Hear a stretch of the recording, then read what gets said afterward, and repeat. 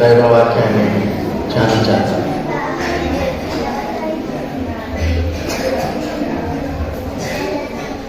పరిశుద్ధుడైన యేసుక్రీస్తు శుభనామమున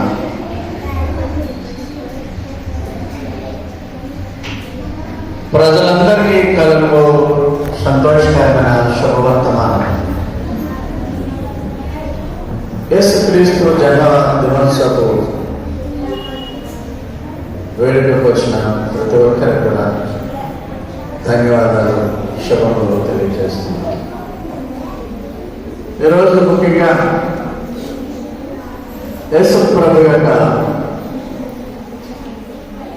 జన్మము, దానిలో ఎవరు పాల్గొన్నారు, ఎప్పుడు పాల్గొన్నారు అన్న విషయాలు కూడా ఈరోజు ధ్యానించేద్దాం. ముఖ్యంగా మొదటగా యూదులైన గొర్రెల కాపరులకు దేవదూత ప్రత్యక్షమై పశువుల పాకలో యేసు ప్రభు పుట్టున్నాడనే శుభవార్త తెలియజేయడం జరిగింది. జ్ఞానులు యూదులు కొన్ని రోజులకు యేసు ప్రభు యొక్క పుట్టుకను గ్రంథాలలో తెలుసుకుని ఎక్కడో బాబిలోనియా ప్రాంతం నుంచి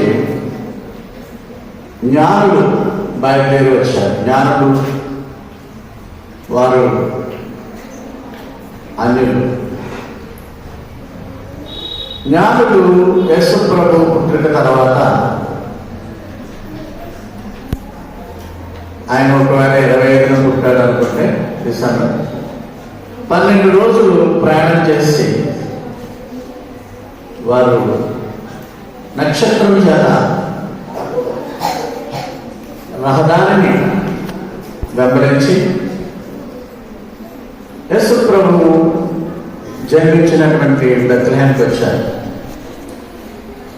అక్కడ యేసు ప్రభువు జ్ఞానులకు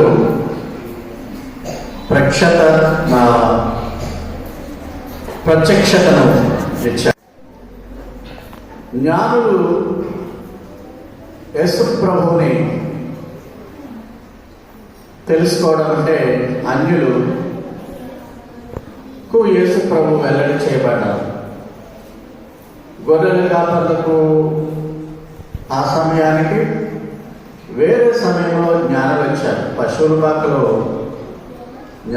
యేసు ప్రభు రక్షింపబడిన వారిని పరలోకంలోనికి చేర్చడానికి దేవుడు ఉద్దేశించినటువంటి గొప్ప ప్రణాళికే క్రిస్మస్.